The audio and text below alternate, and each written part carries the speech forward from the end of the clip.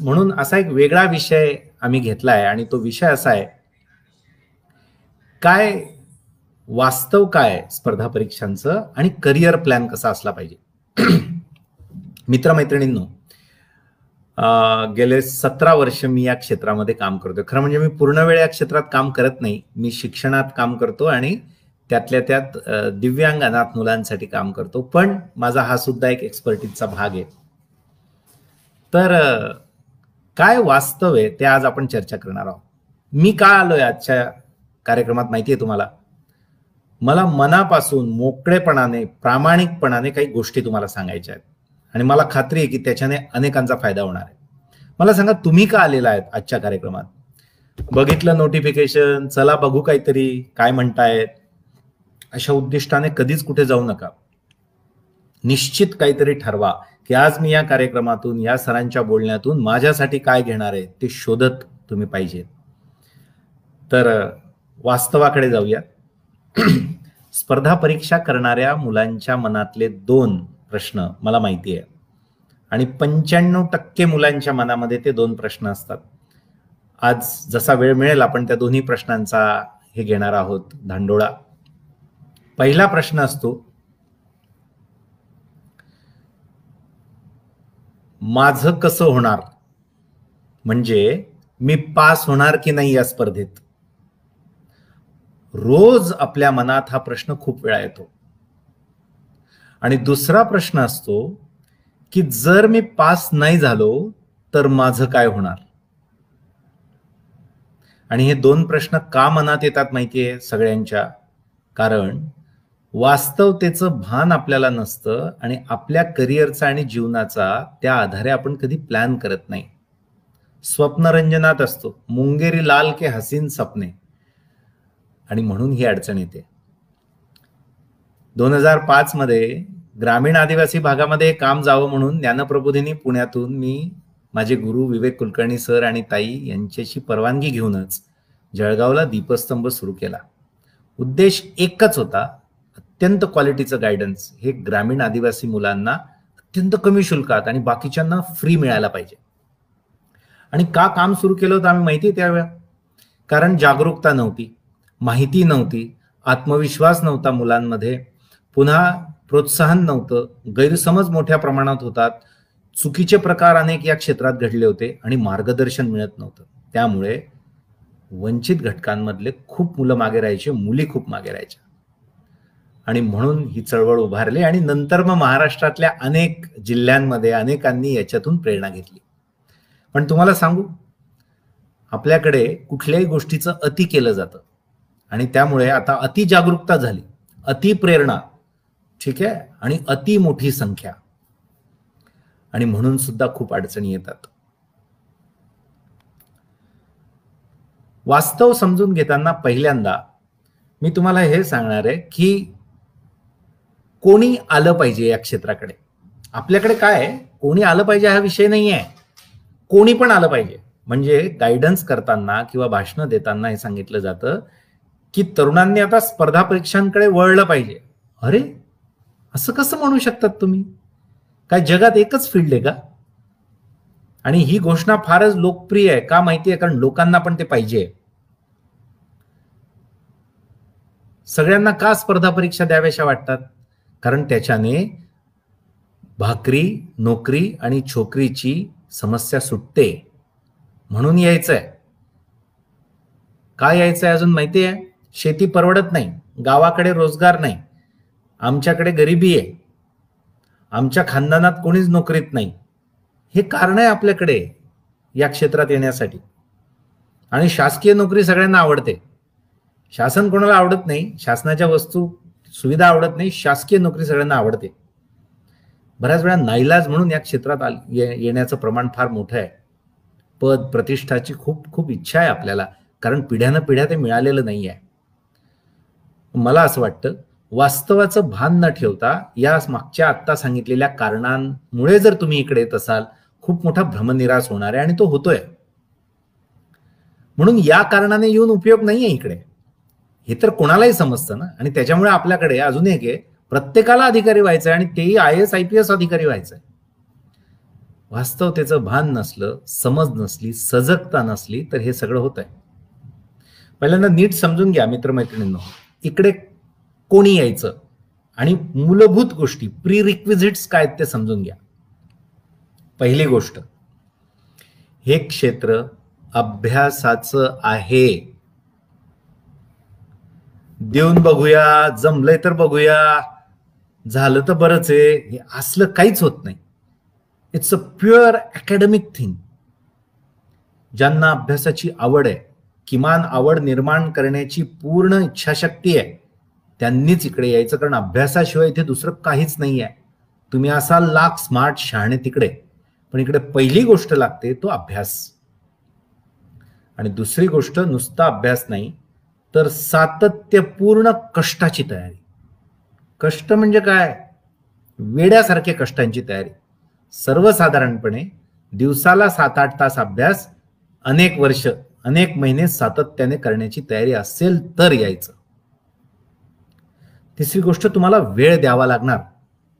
हे वास्तव आहे. तुम्ही जर म्हणाल इथे फार वेळ लागतो, नका येऊ. तुम्हाला कोणी बोलवायला आलंय का? या क्षेत्राचं हे वास्तव आहे तर आहे.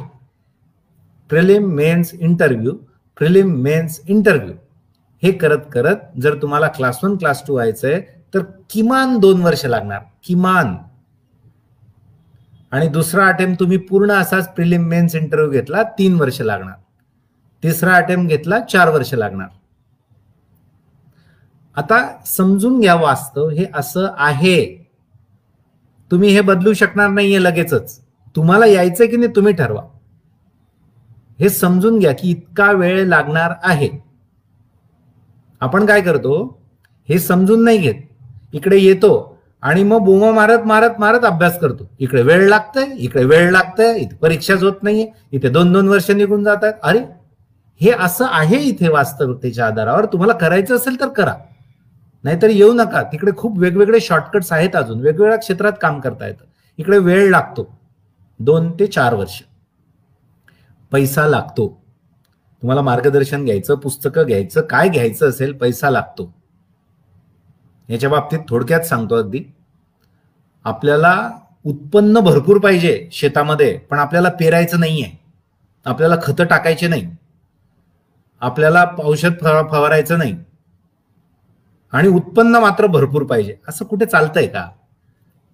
कारण मार्गदर्शन असेल, पुस्तकं असेल, हे लागतातच उत्तम दर्जाचे.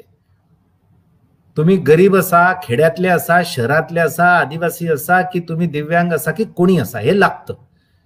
याचाच विचार करून आम्ही दीपस्तंभ फाउंडेशनचा मनोबल प्रकल्प उभारलाय, ज्याच्यामध्ये महाराष्ट्रातले जवळपास दरवर्षी 300 दिव्यांग, अनाथ, आदिवासी, ग्रामीण भागातल्या अत्यंत गरीब आणि त्यांच्यात प्रतिभा आहे मोठ्या प्रमाणात, अशा मुलांना आम्ही निवास, भोजन, प्रशिक्षण सगळं विनामूल्य देतो. का? अरे गरज असते बाबा, त्याला पैसा लागतो. ज्यांच्याकडे नाही त्यांना व्यवस्था करण्यासाठी आम्ही प्रयत्न करतो. तर तुम्हाला वेळ द्यायचा आहे, पैसा द्यायचा आहे, कष्ट द्यायचे आहेत, अभ्यास करायचा आहे. अजून 2 गोष्टी पाहिजे. एक म्हणजे मानसिक, भावनिक मजबूत माणूस पाहिजे इकडे यायला. असे मिळमिळीत माणसांचं काम नाहीये इकडे. इथे अपयश पचवावे लागतील, मोठे मोठे अडथळे येतील, त्यांना सामोरं जावं लागेल.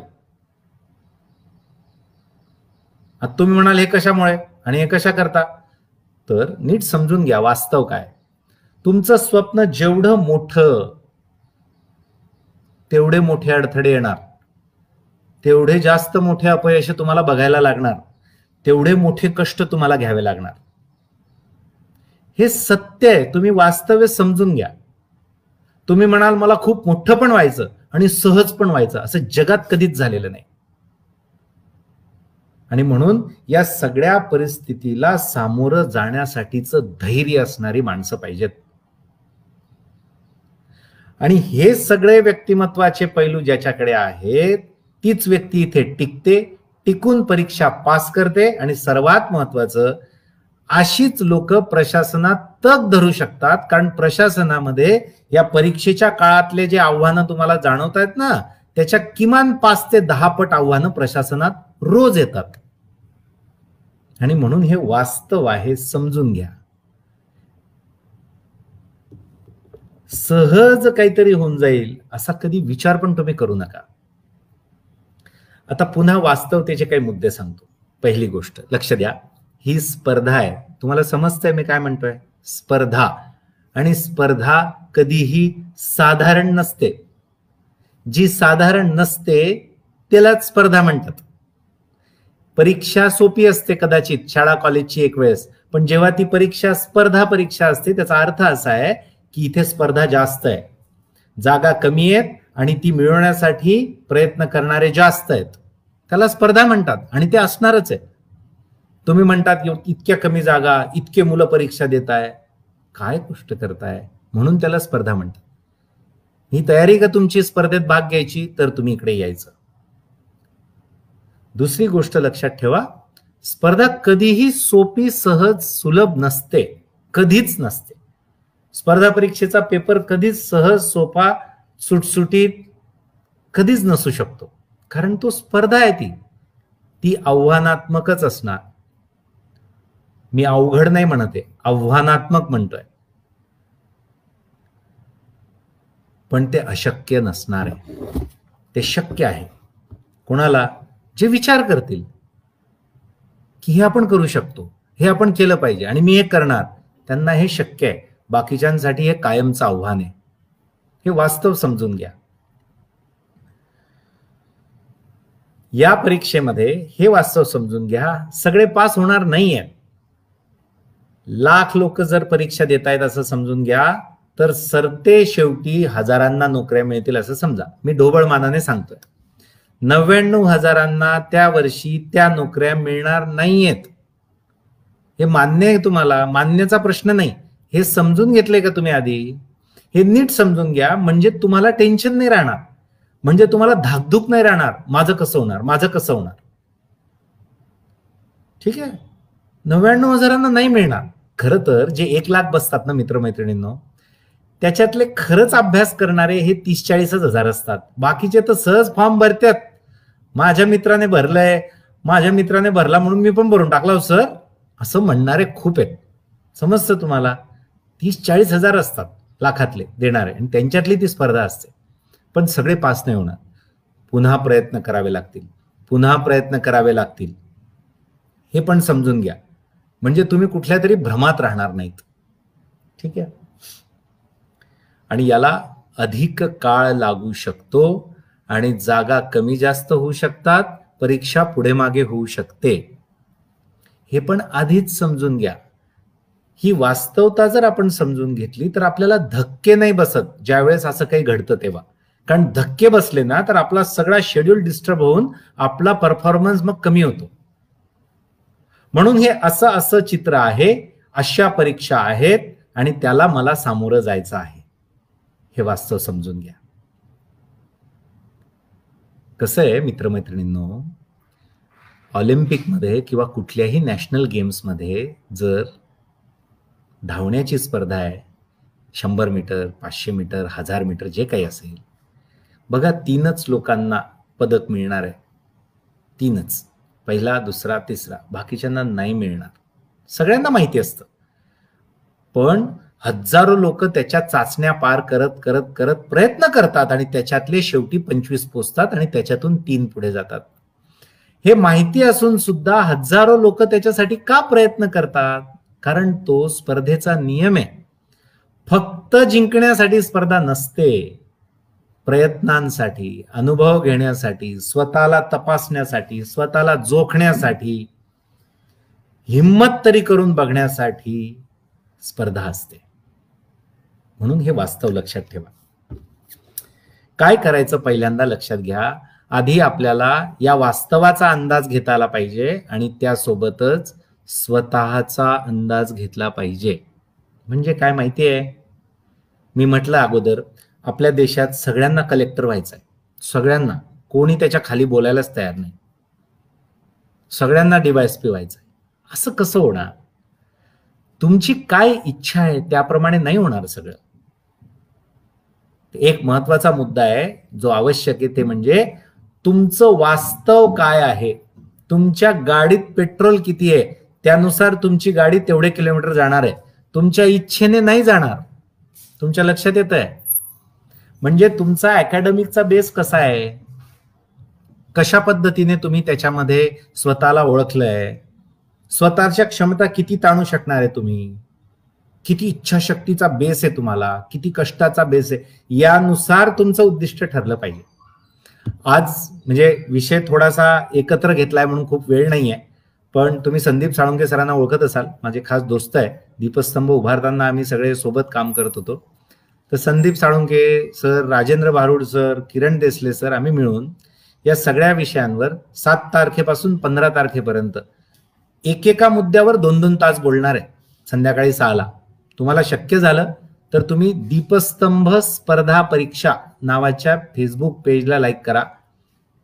सलग 12-13 तास दररोज 1-1, 2-2 तास असं ते चालणार आहे. मी आज मात्र सगळ्यांचा आढावा घेणार आहे. पहिला आढावा काय, स्वतःला ओळखणं. मित्र कोणती परीक्षा देतोय त्यावरून नाही करायचं आपल्याला स्पर्धा परीक्षांची निवड.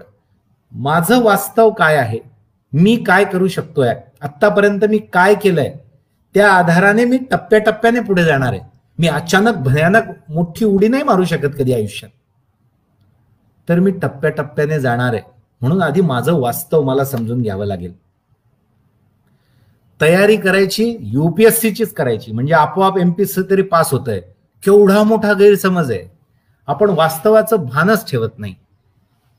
कोणीतरी काहीतरी बोलतंय, आपण त्याच्या मागे फिरतंय, त्याला खरं मानतंय, असं कुठे होतंय का? बीएससी पास व्हायचं असेल तर काय एमएससीचा अभ्यास करणार आहे तुम्ही? ज्या गावाला जायचं त्याचंच तिकीट काढायचं आणि ठरवायचं की कोणत्या गावाला जायचं, त्याचंच तिकीट काढायचं आणि त्याचा अभ्यास करायचा. तुमच्या लक्षात येत आहे? पुन्हा आपण अशा गैरसमजांमध्ये असतो की पुण्याला झाल्याशिवाय माझा उद्धारच होणार नाही माझ्या आयुष्याचा आणि माझ्या करिअरचा, माझ्या स्पर्धा परीक्षांचा. दिल्लीला जाण्याशिवाय होणारच नाही. मी इव्हन जळगाव म्हणतो वाटल्यास तर. लक्षात ठेवा, मी आज दीपस्तंभ म्हणून स्पर्धा परीक्षा केंद्र नाहीच आहे. हे जे काम उभं केलंय 2005 पासून, ज्यांना माहिती असेल त्यांना निश्चित खात्री आहे, संपूर्णतः सामाजिक काम आहे. संपूर्णतः दरवर्षी 2 कोटी रुपये जमा करून समाजातून सगळ्या वंचितांमध्ये हे सगळं देण्याचं काम सुरू आहे. आणि ज्यांना फी भरता येते ते फी भरतायत. म्हणून मी तुम्हाला जे जे सांगितलंय आणि जे जे सांगणार आहे ते एकदम ऑनेस्ट आणि फक्त तुमच्या फायद्याचं सांगणार आहे. फक्त पुण्यातच जाऊन तुमचं कल्याण होईल असं नाही होऊ शकत. मी बघितलंय, अरे काय करतो आपण, पुण्यात जाऊन आपण कोर्स पण नाही लावत कुठे, फक्त रीडिंग रूम मध्ये दिवसभर बसतो आणि त्याच्यासाठी 8,000 रुपये महिना खर्च करतो. तिथलं राहणं, तिथलं खाणं आणि तिथल्या रीडिंग. आणि किती प्रचंड गर्दी केली आहे तिथे, कशा परिस्थितीत राहतोय आपण, काय जगतोय. हे सगळं का होतं? आपण वास्तविकता समजून न घेता सारासार विवेकाने आपण विचार करत नाही म्हणून असं होतं. नक्कीच मार्गदर्शनाची आवश्यकता असते, पण फक्त तिथेच गेलो, फक्त त्या शहरात गेलो किंवा फक्त मार्गदर्शनच घेतलं म्हणून कोणीच पुढे जात नाही. लक्षात ठेवा, तुम्ही जर यशस्वी होणार असाल तर सर्वात जास्त योगदान त्याच्यामध्ये तुमचं आहे. तुम्ही स्वतःला किती घडवतात, तुम्ही स्वतःला किती बदलवतात, तुमची क्षमता तुम्ही किती ताणतात, तुम्ही किती धैर्याने हे सामोरं जातात, याला फार महत्व आहे. म्हणून शक्य असेल पूर्ण प्रयत्न करा की तुम्ही असं गायडन्स घ्या, कुठे शहरात जा. पण ते केल्याशिवाय माझं काहीच होणार नाही म्हणून तुम्ही जर हातावर हात करून बसलात आणि घरी बसून निराश झालात, याला काहीही अर्थ नाहीये. तुम्हाला माहिती आहे, स्पर्धा परीक्षांचा सुरुवातीच्या काळाचा जवळपास 30 ते 40% अभ्यास हा बेसिक आहे आणि तो तुम्ही घरी बसून सुद्धा करू शकता. तुम्ही घरी बसून तो अभ्यास जर उत्तम प्रतीचा करून दाखवू शकलात, परफॉर्मन्स देऊ शकलात, तर आपली लायकी आहे पुढचं करण्याची, असा त्याचा अर्थ होतो. आणि सुदैवाने आता सगळं ऑनलाईन वगैरे पण सुरू झालंय. त्याच्यामुळे आई वडिलांना प्रचंड त्रास देऊन असे कुठले तरी हट्ट घेऊन बसू नका. ठीक आहे, तुम्ही गायडन्स घ्या, पण फक्त त्याच्यासाठी न मिळाल्याने निराश होऊ नका. मला असे उदाहरणं माहिती आहेत की ज्यांना गायडन्स पाहिजे होतं खरं म्हणजे, पण नाही मिळू शकलं, पण त्यांनी जिद्दीने, त्यांना वर्ष जास्त लागले, पद कदाचित फार मोठे मिळाले नाही, पण त्यांनी काहीतरी यश मिळवून दाखवलं. म्हणून या सगळ्या गोष्टी सारासार विवेक बुद्धीने करायच्या असतात मित्रमैत्रिणींनो. ठीक आहे, कुठल्या तरी भ्रमात राहून नाही. आता प्रत्येकाची विचारसरणी वेगळी असते, हे लक्षात ठेवा. कधीही वास्तव आहे, म्हणजे मी तुम्हाला आता जे गायडन्स करतोय ते तुम्हाला सगळ्यांना पटेलच असं नाही, आणि माझी इच्छा किंवा माझा असा हट्ट पण नाही की तुम्ही सगळं हेच फॉलो करा. कारण आपण प्रत्येक जण वेगवेगळ्या विचारसरणीचे आहोत, किंवा वेगवेगळी वृत्ती डेव्हलप झाली आपली, वेगवेगळा प्रकार आहे आपला जीवन जगण्याचा. ठीक आहे. त्याच्यामुळे तुम्हाला ज्यांना या वेवलेंथ जमतील त्यांनी हे नक्की फॉलो करा जे मी बोलतोय. कदाचित बाकीच्यांना दुसऱ्या व्यक्तीची वेवलेंथ जुळेल, तुम्ही नक्की ते फॉलो करा. तो तुम्ही विचार करायचा तुम्हाला काय करायचंय आणि तुम्हाला काय स्वीकारायचंय. ठीक आहे. आता तुमची अभ्यासाची तयारी झाली की आम्हाला हे करायचंय. मी तुम्हाला सांगितलं की परीक्षा निवडायची कशी. ठीक आहे. इच्छेने नाही, वास्तवतेच्या आधारावर परीक्षा निवडायची. कारण मी असे लोक पाहिलेत जे कित्येक वर्ष युपीएससी देत राहतात, म्हणतात नाही नाही आम्हाला PSI STI द्यायचं नाही, वी आर नॉट इंटरेस्टेड, आणि 4-4-5-5 वर्ष करून युपीएससी होत नाही, मात्र ते क्लास 1 किंवा क्लास 2 चे पद देत नाही आणि तसेच राहून जातात, आणि नंतर मग पश्चाताप करतात. तर अशा वेगळ्याच काहीतरी आविर्भावात राहण्याचं काही कारण नाहीये. कारण स्वतःला आधी तपासा, ते पद किती मोठं आहे याच्यापेक्षा आपण कुठे कुठे लायक आहोत, कुठे सक्षम आहोत याचा बेसिक अंदाज तरी आपल्याला आला पाहिजे, आणि नंतर आपण स्वतःला वाढवत नेऊ शकतो. आपल्या दीपस्तंभ मधला एक माझा मित्र आहे, खरं म्हणजे विद्यार्थी नाही म्हणणार मी कारण तो माझ्या वयाचाच आहे, गणेश पाटील साहेब म्हणून आहेत. तुम्हाला माहिती आहे या व्यक्तीने 4 वर्ष अगोदर तयारी केली, पण गायडन्स नव्हतं, मग फार काही होत नव्हतं. 3 वर्ष आधी करून नंतर दीपस्तंभ सुरू झालं. एकत्र आले हे सगळे सिनियर विद्यार्थी, त्यांचा अभ्यास करतात. कोणत्याही क्षेत्रामुळे कोणत्याही कोर्समुळे कोणी पास होत नाही, लक्षात ठेवा. ते फक्त दिशा देण्याचं काम आम्ही सगळे करतो. पास जर होत असाल त्याच्यात सगळ्यात मोठं योगदान तुमचं असतं. तर गणेश पाटलांना यश मिळत नव्हतं. 3 वेळा परीक्षा, 2 वेळा परीक्षा दिली, राज्यसेवा, PSI STI नाही झालं. क्लरिकल ग्रेडची एक परीक्षा ते पास झाले, आणि त्यांनी निर्णय घेतला की आपण जॉईन केलं पाहिजे, कारण ऑलरेडी 4 वर्ष त्यांचे झाले होते अभ्यास करून. मग त्यांनी जॉईन केलं. लगेच 8 महिन्यामध्ये रिझल्ट आला आणि ते मंत्रालयात असिस्टंट झाले. परीक्षा दिली होती आधी, मंत्रालयात जॉईन केलं, पुन्हा 1 वर्ष अभ्यास केला, आणि तुम्हाला सांगतो त्याच्यानंतरच्या परीक्षेमध्ये ते SP एक्साईज म्हणून त्यांना पोस्ट मिळाली. 4 पदांवर काम केलं, क्लास 3, क्लास 4, क्लास 2, क्लास 1, आणि आता SP एक्साईज आहेत. होता है. ठीक आहे. तर तुम्ही कोणत्या मार्गाने जायचं हे भान तुम्हाला राहायला पाहिजे, आणि तसा तुम्ही विचार करू शकले पाहिजे. पहिला प्रश्न आहे जो तुमच्या मनात येतो, माझं कसं होणार, मी पास होणार की नाही. याला काही खरं नाही दिसत राव याचं, या परीक्षांचं. हे असलं जे डोक्यात येतं ते पहिलं काढा. तुम्हाला सांगतो साधा नियम आहे मित्रमैत्रिणींनो, सातत्याने जो विचार तुमच्या मनात येतो तेच तुमच्या जीवनात घडतं, दुसरं काहीही घडत नाही. आणि तुमचा विचार जर कायम असा असेल की माझं काय होणार, माझं काय होणार, तर त्याचा टोन निगेटिव्ह आहे, लक्षात ठेवा. तुमचं मग काही खरं नाही. तुमचं काय होणार मी तुम्हाला वास्तवता सांगतो. एक तर तुम्ही ही परीक्षा क्वालिफाय होणार. ठीक. आणि समजा तुम्ही STI परीक्षा क्वालिफाय झाले तर काय करणार तुम्ही मला सांगा.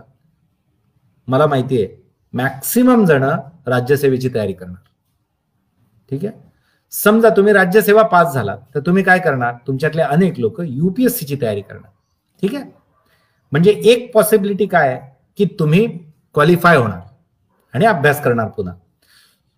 दुसरी पॉसिबिलिटी, आणि ती निश्चित आहे, सत्य आहे, वास्तव आहे, की तुम्ही क्वालिफाय नाही होणार.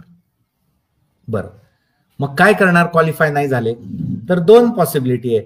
एकतर तुम्ही पुन्हा परीक्षेची तयारी करणार, नाहीतर तुम्ही दुसरं क्षेत्र निवडणार. एवढीच पॉसिबिलिटी आहे. याच्या व्यतिरिक्त काहीच होणार नाही मित्रांनो. मग मी तुम्हाला असं सांगतोय या दोन्ही गोष्टींसाठी तुम्ही तयार राहा. You be ready for all the situation.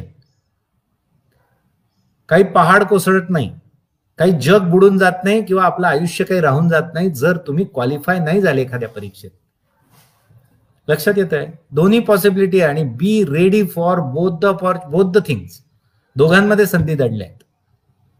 म्हणून एकदा हे समजून घ्या वास्तव, तर मनामध्ये अनिश्चितता नाही राहणार, अस्वस्थता नाही राहणार. कारण अनिश्चितता आणि अस्वस्थतेमध्ये तुम्ही जर अभ्यास कराल तर तो अभ्यास कधीही चांगला होणार नाही. म्हणून ही पहिल्यांदा अनिश्चितता काढा, अस्वस्थता काढा. एकतर पास होणार नाहीतर नाही होणार, पुन्हा प्रयत्न करणार. ठीक. आणि मी पास होण्यासाठी लढणार, मी पास होणारच, पण नाहीच झालं ना, मी परिस्थितीला सामोरं जाणार. मी पास झालो नाही याचा अर्थ काय? मी कुठेतरी कमी पडलो एवढाच अर्थ आहे.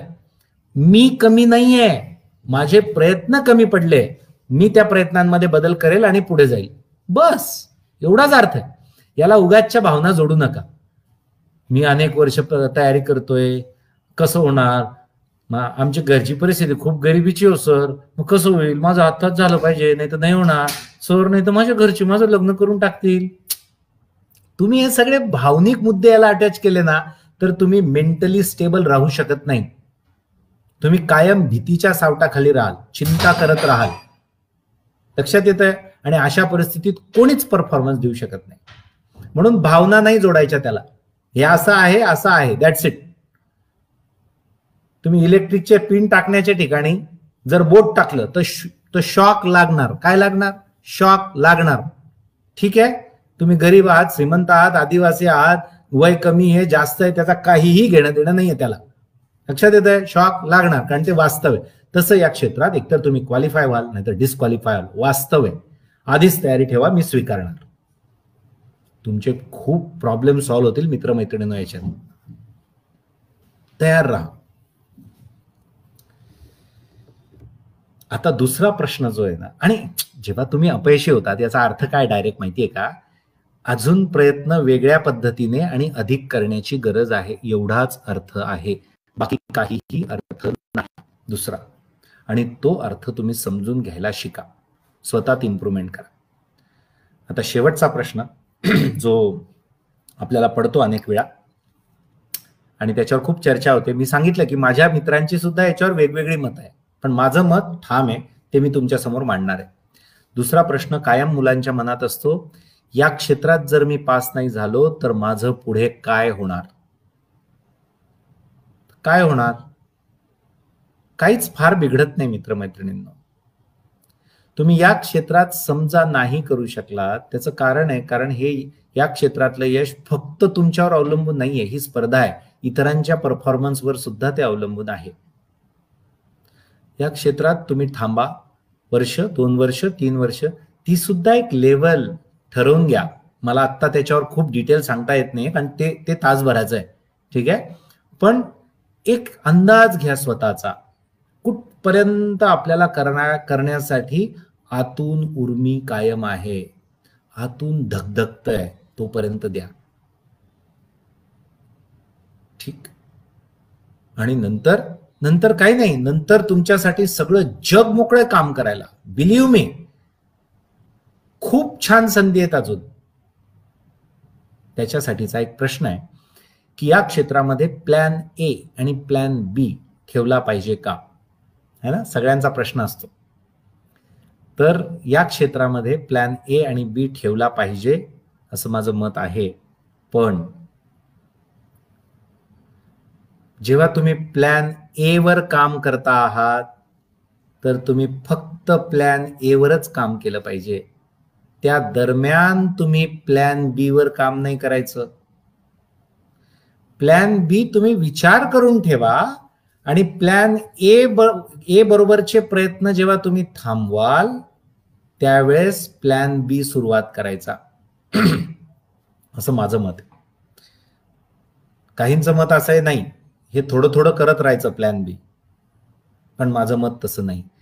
कारण मला असं वाटतं जेव्हा तुम्ही फोकस्ड असतात एखाद्या कामाप्रती त्यावेळेस 100% फोकसला फार अर्थ आहे, तर यशाची शक्यता वाढते. तुम्ही आधीच प्लॅन बी वर डायव्हर्ट झालात तर यशाची शक्यता प्लॅन ए ची फार कमी होत जाते. लक्षात येत आहे?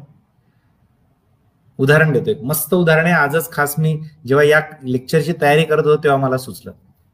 समजा तुम्ही भोपाळमध्ये उभे आहात. ठीक, भोपाळ माहिती आहे ना, मध्यभागी आहे भारताच्या.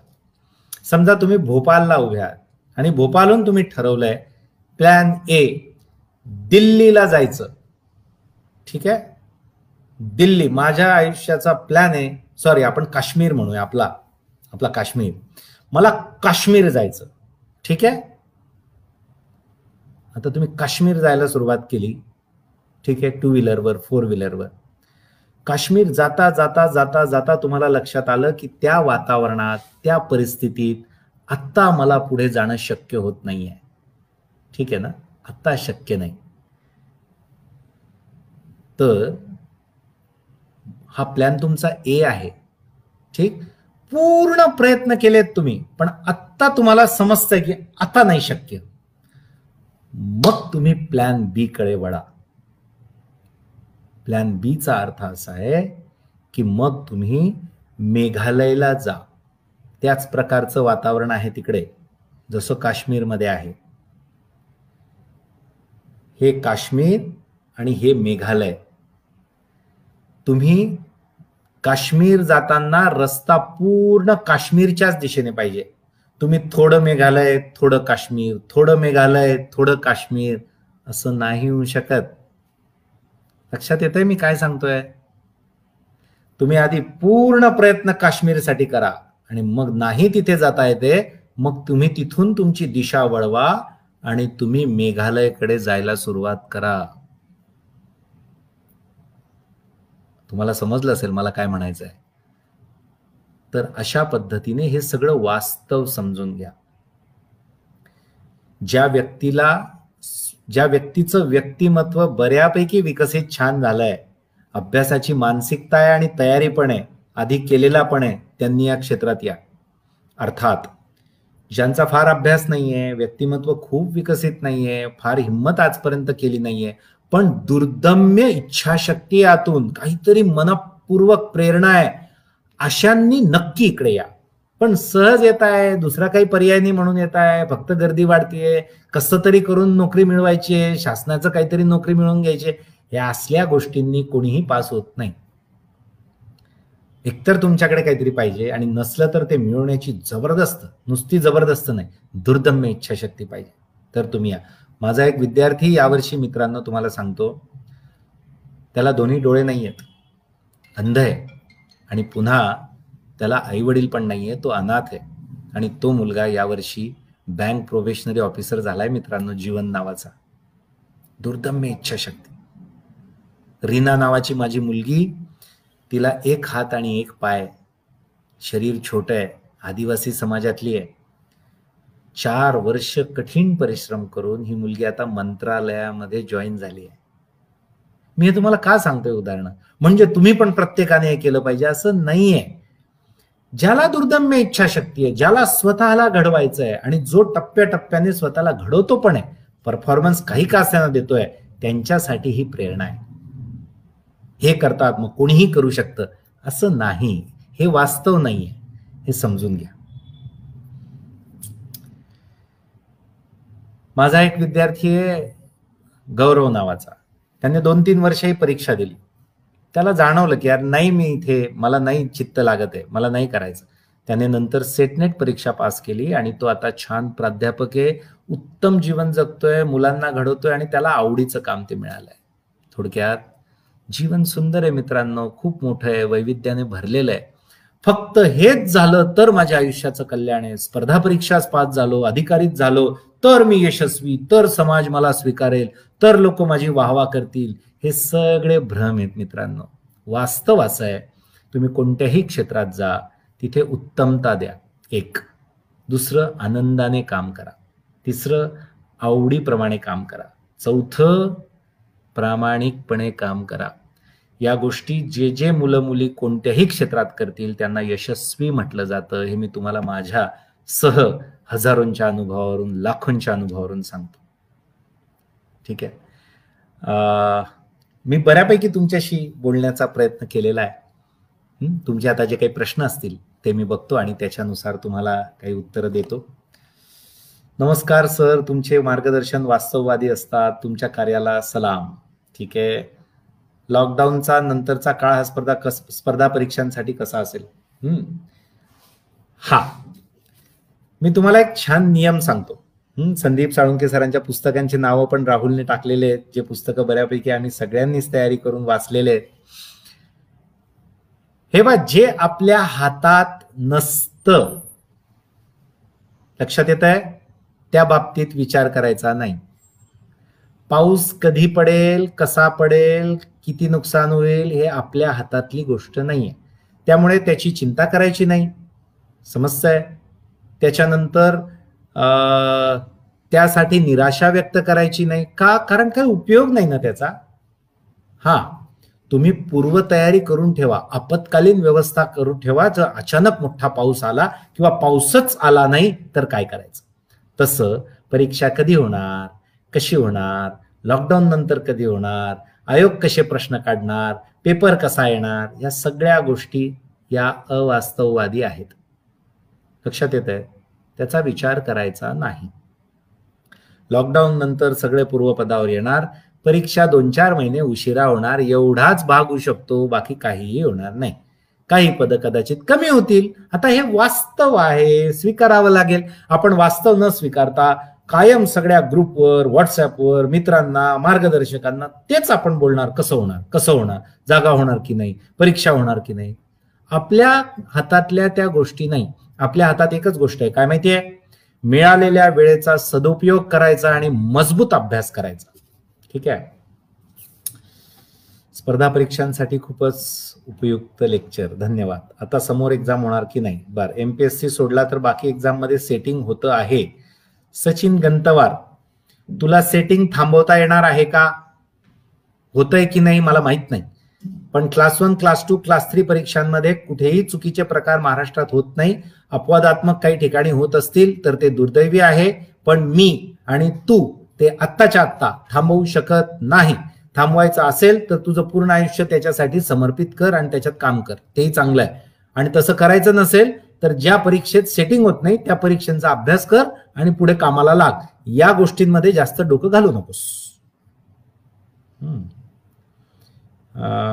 सगळे आभासी जीवन चालू आहे सर. हो, म्हणून वास्तवता स्वीकारा. सगळे नुसतं मोठं मोठंच बोलतात. हो, मी तेच म्हणतो तुम्हाला, कलेक्टरच भारी, एसपीच भारी. कोण सांगितलं? माझी एक मुलगी आता तलाठी झालेली आहे. ठीक आहे, इतकं अप्रतिम काम करते, तुम्हाला काय सांगू. आपल्याला प्रत्येक व्यक्तीला सन्मान देता आला पाहिजे, पदाला सन्मान नाही दिला पाहिजे. माझा एक मित्र शिक्षक आहे, अरे शेकडो मुलं खेड्यापाड्यातले घडवतोय, माझ्यासाठी तो कलेक्टर एवढाच मोठा आहे. हा विचार समाजात रुजला पाहिजे. आमच्या एका मित्राने स्पर्धा परीक्षांमध्ये नाही यश मिळालं, उत्तम व्यवसाय करतोय, हॉटेलचा व्यवसाय, अप्रतिम व्यवसाय करतो. ठीक आहे, सन्मानाने जगतो, 35 लोकांना रोजगार दिलाय. काय प्रॉब्लेम आहे? आपल्याला हे वास्तव स्वीकारलं पाहिजे. ठीक आहे. त्याच्यानंतर आहे ठीक आहे, वंचित मुलांसाठीचं सांगणं. मला तुम्हाला शेवटी सांगायचंच आहे की काही महत्वाच्या मला नोटिफिकेशन द्यायच्या आहेत तुम्हाला, त्या तुम्ही नक्की महेश आणि यांच्या परवानगीने. एक्झामला किती वर्ष द्यायचे? एक्झामला किती वर्ष द्यायचे मी तुम्हाला सांगितलं, प्रत्येकाच्या क्षमतानुसार आहे. मी किती व्यायाम करायचा हे माझ्या शारीरिक आणि मानसिक परिस्थितीवर आहे. ठीक आहे ना? म्हणजे तुम्ही जर 50 दंड बैठका काढत असाल म्हणून मी पण काढेल तसं नाहीये. माझी परिस्थिती वेगळी, माझी मनस्थिती वेगळी, त्याप्रमाणे मी अंदाज घेईल मी किती दंड बैठका काढायच्या. तसं तुम्ही किती वर्ष करायचं तुम्ही अंदाज घ्यायचा. इंजिनिअरिंग ग्रॅज्युएट वाले या एमपीएससी कडे जास्त येत आहे. आपल्याला काय करायचं आहे? परीक्षेला सर्व प्रकारचे ग्रॅज्युएट अलाउड आहेत, मग आपण त्याच्यात नाही पडायचं ना, आपलं काम नाही. हो, मॉरिशसहून रोशिनी राधाकृष्णन माझ्या मैत्रीण आपल्या संस्थेच्या डोनर आहेत, त्या सुद्धा यांनी मॉरिशसच्या आहेत आणि त्यांनी आजचं लेक्चर जॉईन केलंय, ते ऐकतायत. सर मी आधी पुण्यात जॉब करत होतो पण आता घरीच आहे. ओके, छान. रजत भोळे, व्हिडिओ प्रेरणादायी आहे. माझे व्हिडिओ प्रेरणादायी आहे, वास्तवतेवर आधारित आहे. तुम्ही ते जरूर बघा. तुम्हाला प्रश्न पडले तुम्ही मला कधीही विचारा आणि मी तुम्हाला खात्री देतो मित्रांनो, अत्यंत प्रामाणिक तुम्हाला माहिती मिळणार.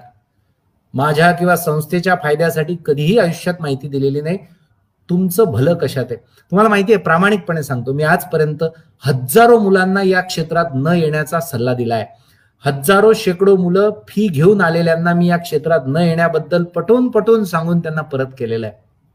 किंवा अगदी पुस्तकं कोणती वापरायची पासून सगळं तुम्हाला जे फायद्याचं ते तुम्हाला सांगणार. व्हिडिओसाठी दीपस्तंभ फाउंडेशन हे एक युट्यूब चॅनल आहे आणि दीपस्तंभ UPSC MPSC लेक्चर्स नावाचं युट्यूब चॅनल आहे, तुम्ही ते बघू शकता. ओके. न्यूनगंडाविषयी काय करावे? अमोल सोनवणेने प्रश्न विचारलाय.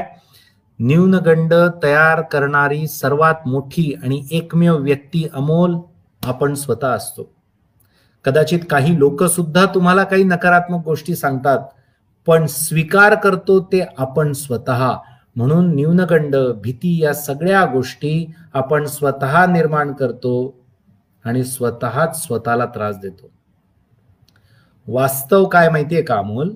वास्तव असं आहे की तुम्ही काहीही निर्माण करू शकतात, पण काही वेळा तुमचे सगळे प्रयत्न जेव्हा थकतात आणि त्या क्षणी जर तुम्हाला ते शक्य होत नाहीये, तर त्या क्षणी तुम्हाला नवीन उभारी घेऊन नवीन काम करावं लागेल. हे सुद्धा तेवढंच सत्य आहे. आणि हा सगळा विचार आपल्या जवळ पाहिजे. मी करू शकत नाही अशी गोष्ट या जगात नाही, हे लक्षात ठेव. म्हणून मी सगळंच केलं पाहिजे असंही नाही, पण काही वेळा तुमचे प्रयत्न थांबतात कारण त्या क्षणी ते नाही वर्कआउट होत, कदाचित पुढे होतं. मग त्यावेळेस तुम्ही न्यूनगंड न ठेवता अजून लढाई बाकी आहे असं आपल्याला म्हणायला पाहिजे असतं. काय प्रश्न आहे अजून?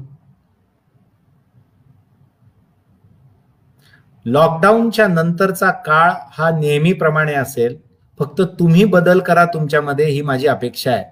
मी आज जेवढं बोललोय त्याच्या आधारावर स्वतःचं परीक्षण करा, परीक्षांचं परीक्षण करा, त्यानुसार काम करा. मार्गदर्शन काय घ्यायचं, कसं स्वीकारायचं, त्याच्यावर कसं प्रोसेस करायचं हे महत्वाचं आहे. तुम्ही अमेरिका, दिल्ली, पुणे, जळगाव जाऊनच यशस्वी होणार आहे असं नाहीये. तुम्ही तिथे गेल्यावर नेमकं काय करतात त्याला जास्त महत्व आहे.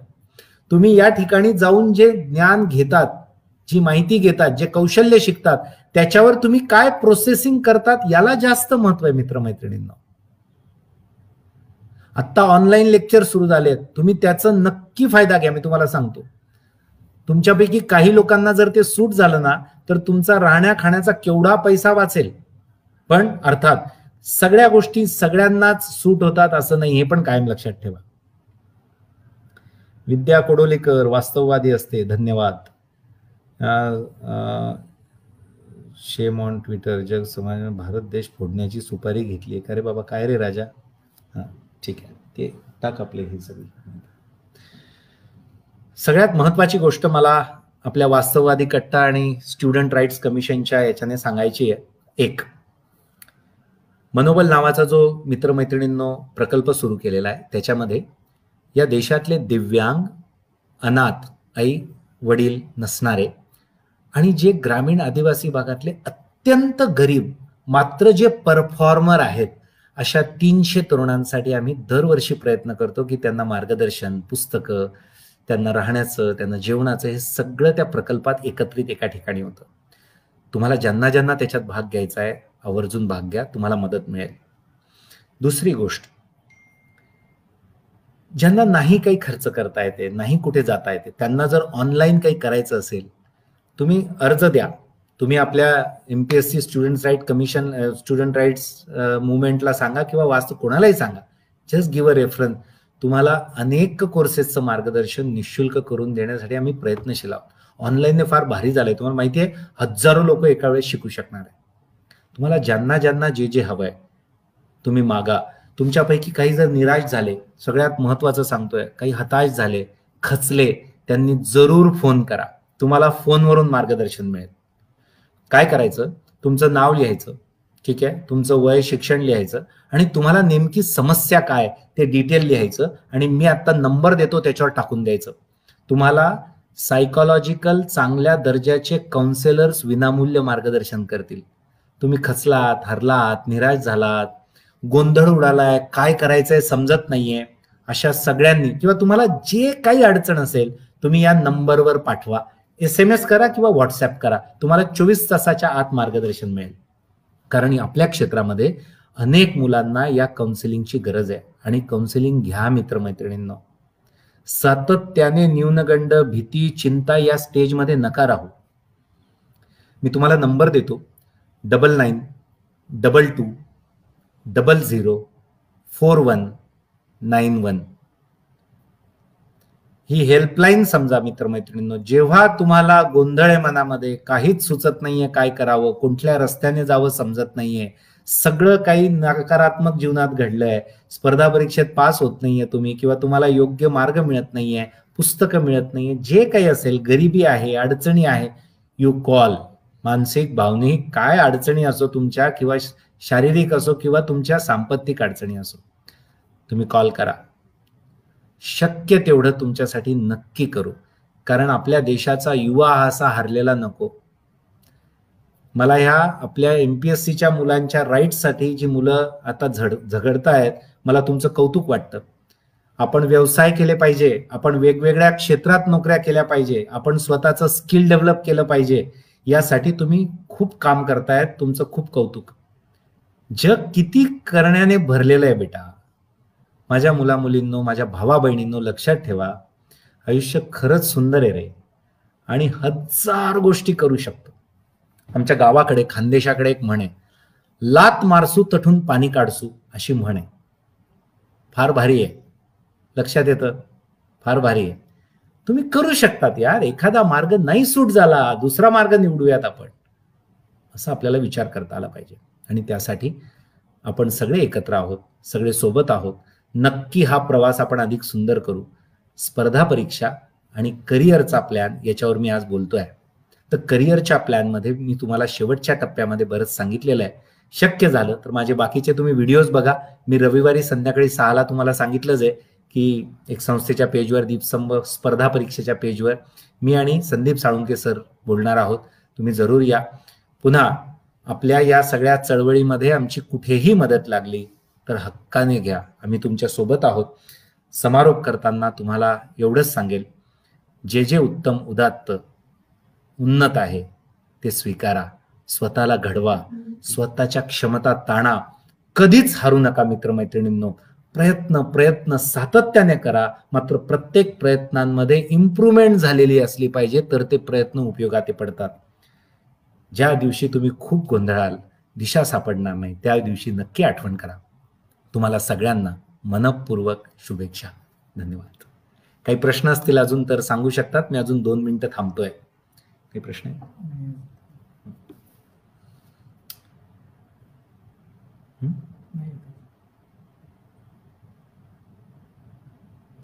तानाजी भोसले यांनी काकाजींबद्दल बोलायला सांगितलं, इंद्रजित देशमुख साहेबांबद्दल. काय त्यांच्याबद्दल बोलावं? लाखो तरुणाईचे दीपस्तंभ आहेत ते. प्रशासनामध्ये किती अप्रतिम काम करता येऊ शकतं त्याचं एक उत्तम उदाहरण आहे. मी सांगतो, दृढता, दिशा आणि प्रेरणा घ्यावी तर त्यांच्या जीवनातून. प्रशासनात आयुष्यभर अप्रतिम कामगिरी केली आणि आता आपल्या महाराष्ट्रातल्या तरुणाईला उभं करण्यासाठी, त्यांच्यातली आध्यात्मिक शक्ती जागरूक होण्यासाठी शिवम परिवाराच्या माध्यमातून मोठं काम आदरणीय इंद्रजित देशमुख साहेब करतायत. मी त्या चळवळीचाच एक भाग आहे. मी त्यांचा एक कार्यकर्ता आहे. त्यांचा एक खूप लहान भाऊ आणि मित्र आहे. त्यामुळे त्यांच्याबद्दल बोलताना मला खरं तर भरून येतं. इकॉनॉमिकच्या पुस्तकासाठी काय करायचं? इकॉनॉमिकचं पुस्तक येईल आता मित्रांनो, आलेलं आहे बाजारामध्ये, तुम्ही घेऊ शकतात. किरण देसले सरांचं इकॉनॉमिकचं पुस्तक आपण जे दीपस्तंभने काढलंय, इतिहास घडवलाय त्यांनी. हजारो मुलांना इकॉनॉमिक विषय सोपा केलेला आहे आणि ते आता ऑनलाईन शिकवणार सुद्धा आहे. तुम्ही त्यांचे लेक्चरही करू शकाल. आदिवासी समाजातील, भिल्ल जमातीतील MPSC करायच्यापर्यंत आर्थिक परिस्थिती नाही, काय करू? मित्रा, आर्थिक परिस्थिती ज्यांची नाही आणि ज्यांची शारीरिक परिस्थिती सुद्धा नाही, म्हणजे दिव्यांग आहे, अशा मुला मुलींनी आवर्जून मनोबल प्रकल्पाचा फॉर्म भरा. मी दिलेल्या नंबरवर फक्त SMS करा. तुम्हाला निवास, भोजन, प्रशिक्षण सगळं निशुल्क होईल. तुम्हाला इतर शहरांमध्ये जरी शिकायचं असलं आणि काही अडचणी येत असतील तर त्या प्रकल्पातून, त्या आपल्या फाउंडेशन